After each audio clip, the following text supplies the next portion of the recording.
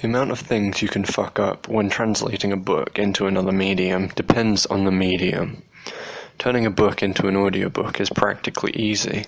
In fact, audiobooks are not translations or depictions, they're transcriptions, text to audio, and that's even easier. I can see only two ways to fuck up transcription: bad performance and bad production. These pitfalls are, considered coldly, workable, for a professional at least. Yet the audiobook industry does have a problem, and it's an old problem. Reading for 6 hours a day is exhausting. The difficulty of transcribing books this way arises not only when the book is simply really, really long, but when a particular reader has to read lots of books. Therefore, considering the logistics surrounding audiobooks has to be done in a human way. This will require seeing the voice actor as the modern equivalent of the monk, whose daily life consists of transcribing, word for word, some voluminous text or other, in a small chamber in perfect silence. We have such monks to thank for copying out more or less every book written before Gutenberg, which bestows upon this modern monastic profession a kind of modest heroism.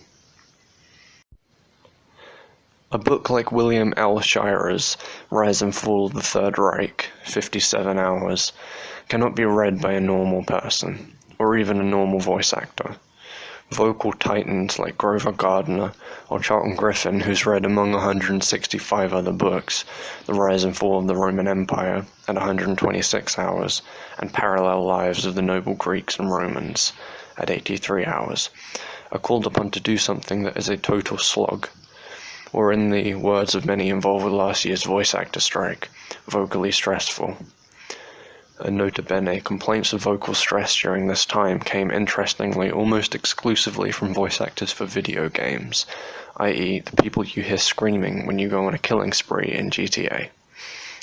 I feel for these souls because when I hear them, and when I'm not immersed in their performance enough to go meta, I know what I'm listening to as a man in a little chamber soundproofed with an egg carton-looking spongy material, staring down at a stack of paper and just talking, wearing away his stack without hurrying through it and without enjoying it until eventually the stack is replaced. Sean Pratt, reader of the book in question, Infinite Jest, 64 hours, 44 minutes, says by way of advice to budding voice actors, narrate a book inside a closet for 2 weeks, and then tell me if you're still interested. Pratt no longer reads for pleasure, and is probably reading right now, which means he's in a state of displeasure, and considers Infinite Jest the toughest book of his career. He read it over the course of a year, completing other projects simultaneously, reading for 4 hours per day. Any more would put his voice at risk. Sean Pratt and Stephen Carpenter are the only two men in history to have gone through this specifically with regard to Infinite Jest. Carpenter's version is only available to Americans who are registered deaf, unhelpful, or blind, it being located in the Library of Congress. Whilst Pratt considers Infinite Jest to be the hardest book he's ever read, Carpenter considers The Tunnel, William H. Gass, to be his. Both, however, consider the difficulty to be inherent in the text itself, and not in the length of the book.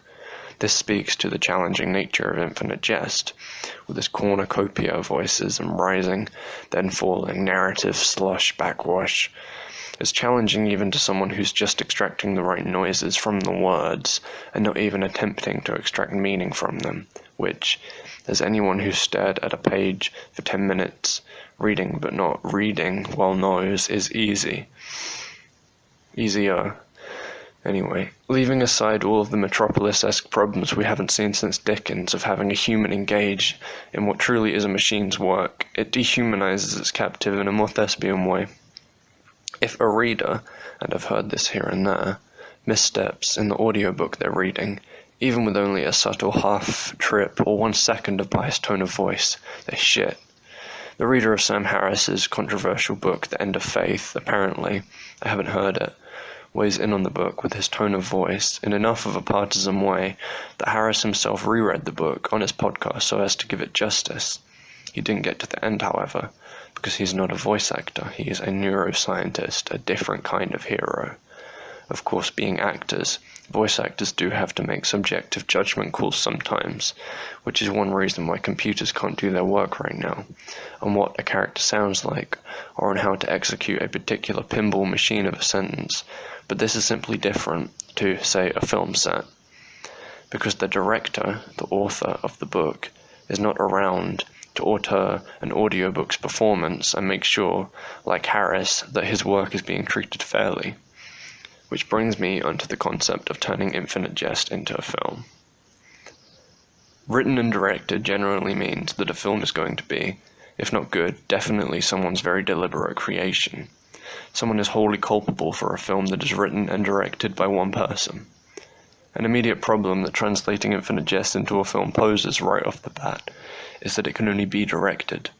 The writer did do all he could do to communicate himself on what it is that Infinite Jest is about, but even a team of Wallace's closest readers advising someone with totalitarian control over a cast of hundreds of excellent actors probably couldn't turn the things DFW was seeing into a solid film adaptation, not all of them at least. Yet I had this strange feeling that it is possible.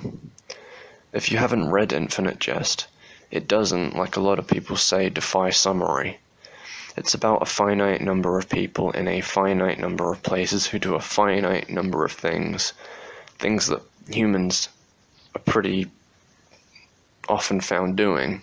It's not infinite.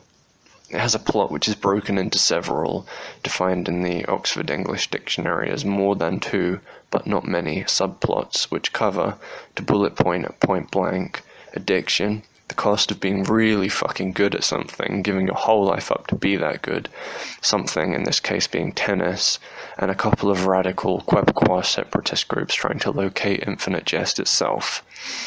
These subplots are braided thus, roughly. Infinite Jest itself is a film which is so entertaining that there are terrorist groups trying to weaponize it, the Quebecois plot's locus, made by the founder of Enfield Tennis Academy, the tennis plot's locus, which is geographically uphill from Ennet House, drug and alcohol recovery house, the addiction story's locus. These three basic subplots are constantly meeting, and because one individual character in the book, Hal Incandenza, is by the story's end loosely involved with all these major loci, you could even say it has a main character. I say all this because it's a surprisingly easy book to read, page by page, and whatever you've heard is probably horseshit. Nevertheless, turning it into a film would have to be done with this in consideration.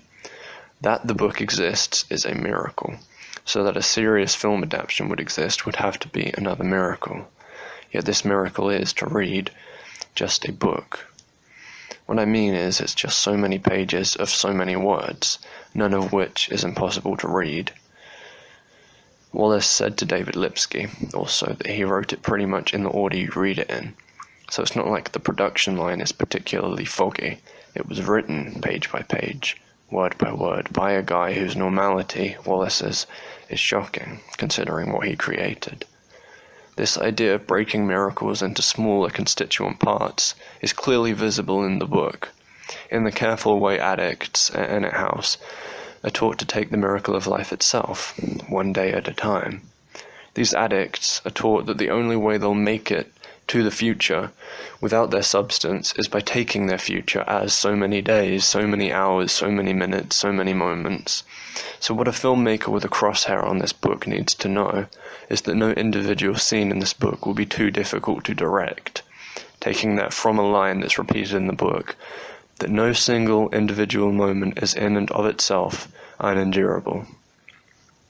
I know that some events and settings will be damn expensive to capture properly.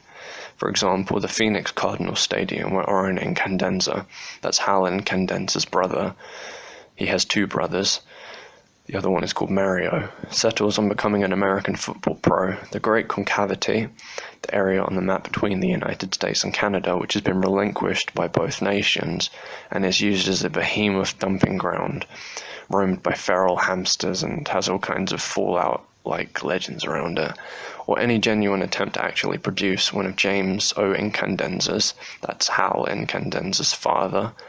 As you can see, Hal works as a good locus for many other characters, that's why he's the main character. Films which are many, all of which are listed and described, some pretty exhaustively. James O. Incandenza's filmography is included as an endnote in the book, and there's a brief description and sort of a critical reception, like a Metacritic aggregated score thing put to them, which would be interesting, turned into an actual film. I can't fathom who would direct, fund, or watch this film, were it made. But losses from book to script to film, like losses from power station to substation to light bulb, must be considered. Largely, Infinite Jest film adaptation could move between any number of small municipal halls where AA meetings are occurring, then to the site of a carefully constructed but largely normal Bostonian tennis academy that fits the pretty standard description of a sports academy that Enfield gets, then between buildings and into the alleys of Boston where the drama of Poor Tony and Co. goes down. These characters suffer horribly, funnily enough, from a lack of good set pieces and a lack of nice clothing, a lack of money, and a lack of everything, which would be really cheap to film. Then to the site of the next victim of Infinite Jest itself. The camera can never actually capture the victim's screen. The contents of Infinite Jest itself are only vaguely described by one of the actors involved in it.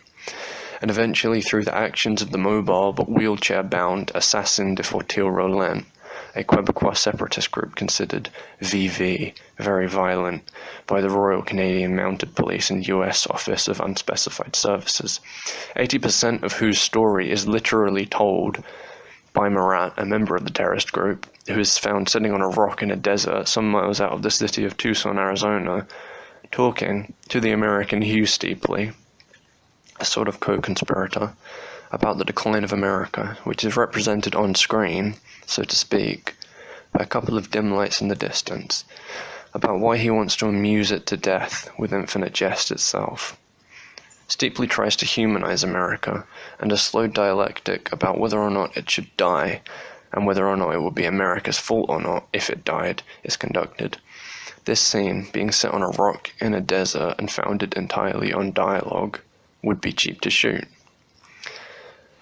The Atlas Shrugged trilogy, about which Wikipedia says, quote, "The critics were not kind to the trilogy," unquote, interestingly is a real-life example of a door-stopping book about the death of America being adapted into the filmic medium.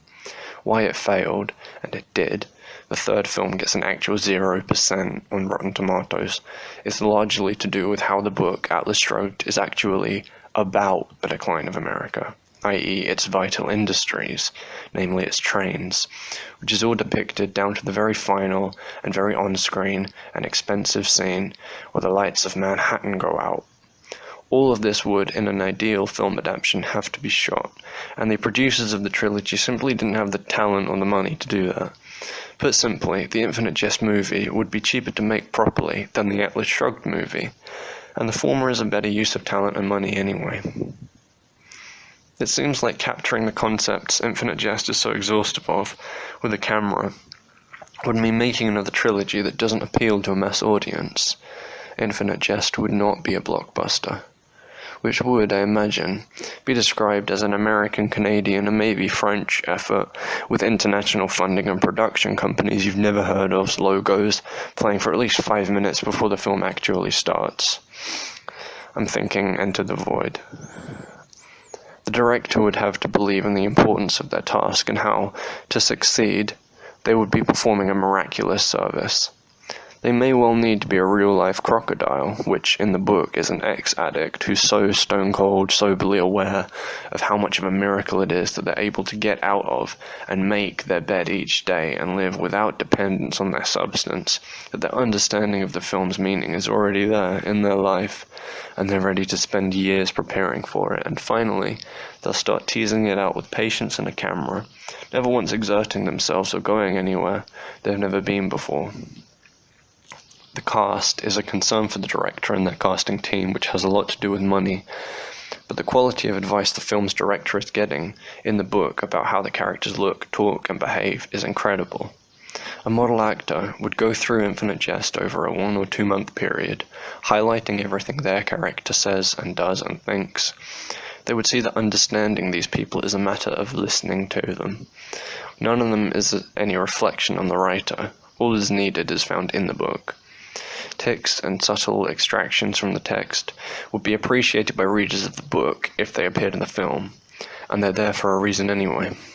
Stories that are self-contained and don't go anywhere, sort of like Ken Erdedy from really early in the book, who spends an entire scene waiting for his drug dealer to come by, could be performed by nobodies, and I believe they would still do a fine job if they were simply capable readers. The omniscient narrator could stay or go, I don't know. It's a bit cheap to have the story of a film read by someone off-screen, like in The Hateful Eight or The Grand Budapest Hotel, but both of those are pretty great films. The endnotes are a genuine problem, however. In the audiobook, Pratt had to simply skip the endnotes. A female voice reads the number of each endnote in the text as they occur, and Audible supplied them as a PDF download on the side. I found this infuriating, and thankfully, a little bit of resistance to the method put Pratt back in the studio for another 7 hours and 43 minutes to read them, one after the other, as a separate audiobook purchase. This does mean that every time you hear an American woman saying 141 or whatever, you have to quickly draw your phone and switch audiobooks, sometimes for just seconds. A few endnotes are well over 30 minutes long, one is over an hour long. I think one. You never know. Which is also infuriating if you're outside or on a train or whatever. But Wallace meant for them to interrupt the narrative. So the film adaptation could equally have each footnote described on screen, with a number in the corner if the director is feeling playful. Perhaps by a literal narrator, maybe Sean Pratt could step out of his booth and do it. Or perhaps as an ancillary dive into what was already happening on screen before the interruption, like the cutaways in Inglourious Basterds, which explain otherwise cryptic things without having an actual character betray that he knows he's an actor, and doing the explaining in medias res. There's a right way to mispronounce Latin, and there's a wrong way to mispronounce Latin. I prefer that Wes Anderson or Charlie Kaufman directed it, considering how American the book is. I know I didn't get that part of the book, I've never been to the US. If they're fucking up for it. No one particularly pretty should play the prettiest girl of all time because she, remember, is wearing a veil most of the time. Dawn Gately could be convincingly played by Tom Hardy, I think. And one last thing to remind you of how simple Wallace, the man, was, or was pretending to be. One of the last things he said on the Infinite Jest book tour in about March of 1996 was that the whole thing would have been worth it if it got him a date with Alanis Morissette, which he would have been sweating too much to enjoy anyway.